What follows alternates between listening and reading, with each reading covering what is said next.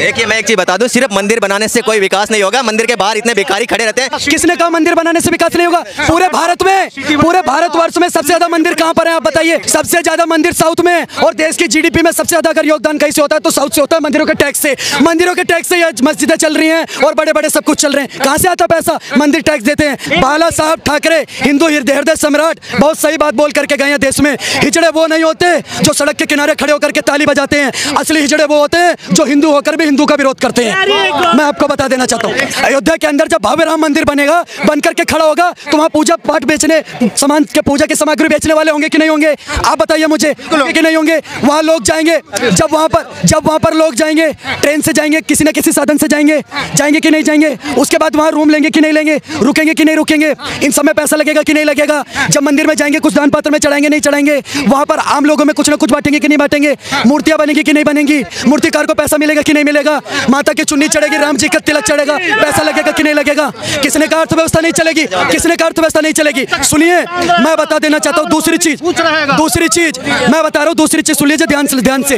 ये देश राम के नाम से जाना जाता है, ये देश श्री कृष्ण के नाम से जाना जाता है और हमेशा उसी के नाम से जाना जाएगा। जो ये दो कौड़ी के लोग, सुनिए मैं एक बात कहना चाहता हूँ, बाला साहब ठाकरे, एक मिनट, बाला साहब ठाकरे हिंदू हृदय सम्राट बहुत सही बात बोल करके गए हैं देश में। हिजड़े वो नहीं होते जो सड़क के किनारे खड़े होकर के ताली बजाते हैं। असली हिजड़े वो होते हैं जो हिंदू होकर भी हिंदू का विरोध करते हैं। मैं आपको बता देना चाहता हूँ। कमाने के लिए सऊदिया भी मंदिर बना रहा है, उनको जाके समझाओ सऊदिया क्या कर रहा है। कमाने के लिए ही मंदिर बजा रहा है और आस्था जो हिंदुओं का आस्था है, और उसने जान लिया है कि हिंदू आस्था जो है, हिंदू जो है वो किसी को ठेस नहीं पहुंचाते। हृदय से कितने अच्छे होते हैं कि पैर के नीचे एक चींटी आ जाए उसको भी नहीं मारना चाहते। पैर के नीचे चींटी आ जाए ऐसे 100 रुपये तो वो आस्था के ऊपर सवाल नहीं उठा सकते।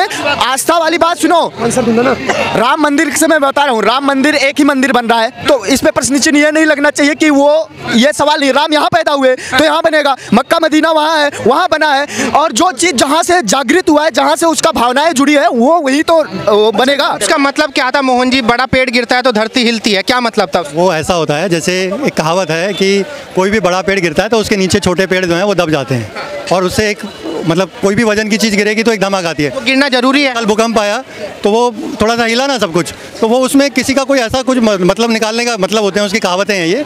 उस कहावत को गलत तरीके से गलत समय पे कहा गया। वैसे बोलना चाहिए था उन्हें, ये बात बोलनी चाहिए। नहीं लगता ये बोलना चाहिए था, क्योंकि ये जी कुछ लोग कह रहे हैं कि भाई जैसे हमारे जो पूर्व प्रधानमंत्री हैं राजीव गांधी जी, उन्होंने बोला कि बड़ा पेड़ गिरता है तो धरती हिलती है। कुछ लोग कह रहे हैं उन्होंने ऐसे ही बोल दिया, कोई सिखों को कत्लेआम करने का कोई मकसद नहीं था, ऐसा कुछ नहीं था। देखिए सबसे पहले तो ये आपको जानना जरूरी है कि कांग्रेस पार्टी जो है ना महाधूर्त पार्टी है, और सामने से पीछे से नहीं, सामने से आपका आंख में धूल झोंकने का काम करती है। लाखों सिखों का हत्या करवा दिया, आंकड़ा जो है ना वो छुपाया, बहुत साजिश के तहत नस्लकुशी किया। नस्लकुशी किसे कहते हैं? जो एक संपूर्ण एक जात को समाप्त कर देने को, उसको नस्लकुशी कहते हैं। ये नस्लकुशी करने की साजिश थी कि इनकी संख्या कितना है, भात जो हम लोग दाल भात खाते हैं ना, उसमें जितना नमक डालते हैं ना उतना ही संख्या है सिखों का, 1.5% सिखों का संख्या है, और असली अल्पसंख्यक जो है ना सरदार है। और आज तक असली अल्पसंख्यकों को उनका हक से महरूम रखा गया, ठीक है ना, उनको दबाया गया, उनको कुचला गया। देखिए हम सच्चे सनातनी हैं, सनातन धर्म से हमको कोई तोड़ नहीं सकता।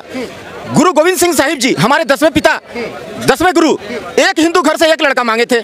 किस लिए मांगे थे? अकाल पुरख की फौज बनाने के लिए मांगे थे।